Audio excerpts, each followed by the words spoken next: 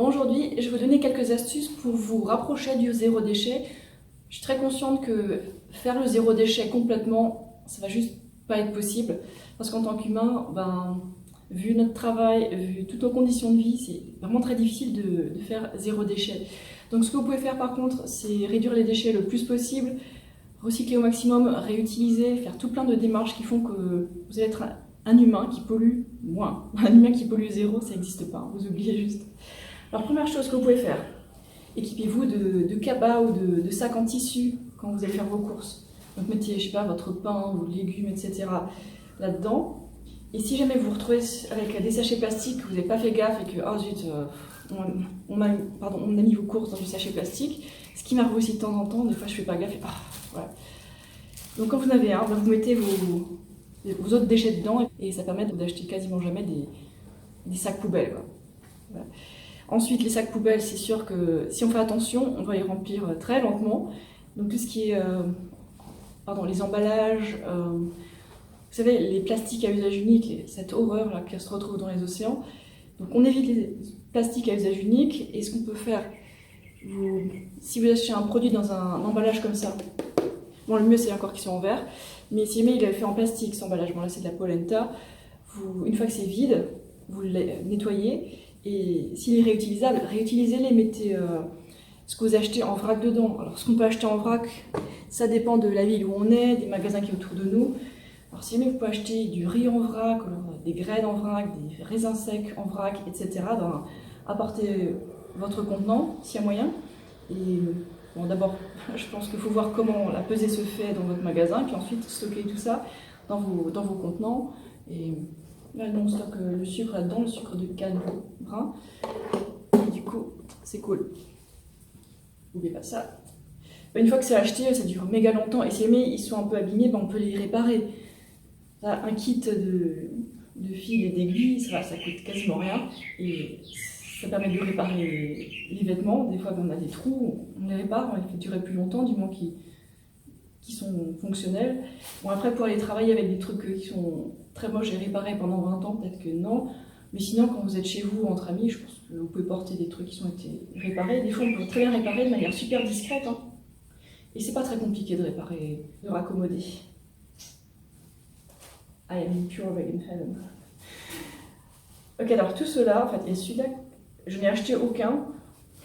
Ça, c'est le vendeur de fruits et légumes qui me l'a donné. Cool. Et ça, j'ai reçu en allant régulièrement à un restaurant vegan. C'est cool. Celui-là, je crois qu'il vient d'Allemagne.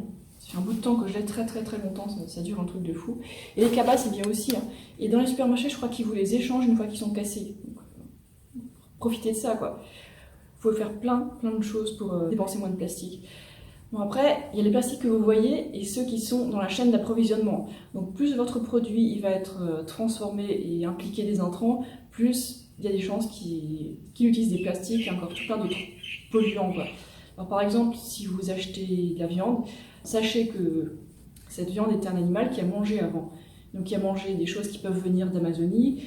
Et il y a aussi nécessité des frais vétérinaires qui impliquent des seringues en plastique et encore toutes sortes d'emballages et de choses que vous ne verrez jamais en fait dans le produit direct que vous achetez.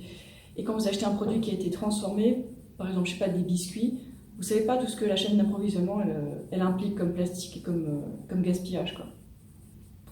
Voilà, tout ça on peut pas le contrôler, mais en fait en achetant directement des légumes, je sais pas, votre céleri ou alors des pommes de terre, vous savez que ces pommes de terre, elles n'ont pas été transformées, elles ont été mises directement du champ dans le camion et puis dans votre sac.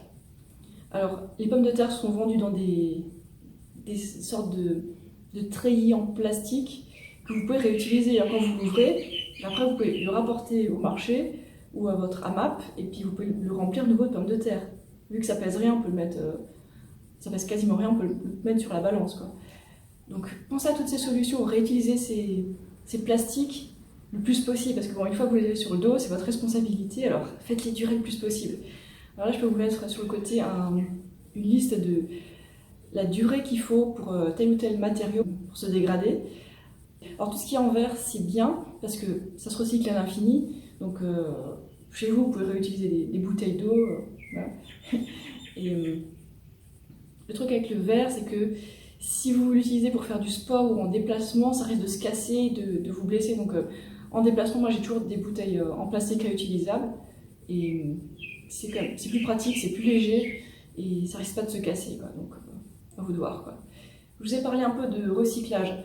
Alors ça, c'est une boîte de riz avec des protéines de soja et des légumes que mon chéri il achète au petit supermarché du coin. Et en fait, la boîte elle est recyclable. Et dans notre hôtel, notre appartement, en fait, il recycle pas mal de choses et puis on le met dans un panier, et puis tous les matins, il le vide et puis il le trie, quoi.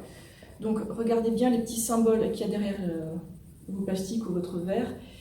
Et ensuite, regardez sur internet qu'est-ce qui se recycle. En général, de 1 à 5, ils peuvent le recycler. Enfin, ça dépend de l'usage. Quand ils recyclent dans une usine, bon, ils savent quel plastique c'est.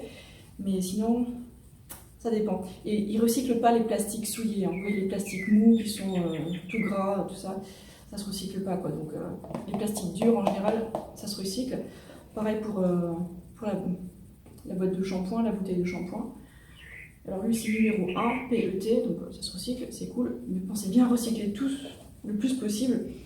Et là, la bouteille en verre, ben, ça se recycle, facile. Il faut juste éviter de le casser à l'extérieur de la benne.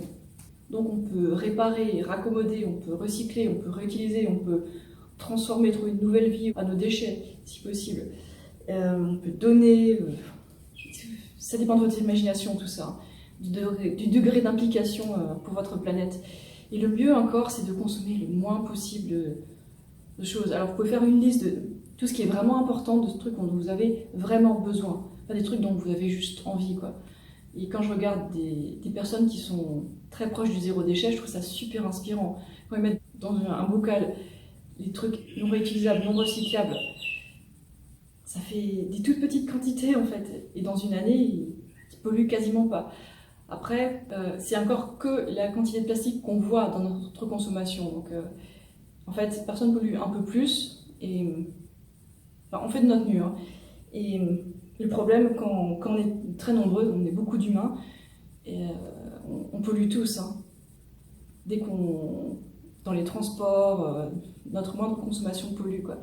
Donc c'est pour ça que moi je propose aux gens d'adopter plutôt que de faire des enfants, parce qu'on est déjà assez nombreux avec des humains méga pollueurs. Et si tout le monde pouvait se rapprocher du minimalisme, du zéro déchet, on n'en serait pas là, quoi. Donc tous responsables.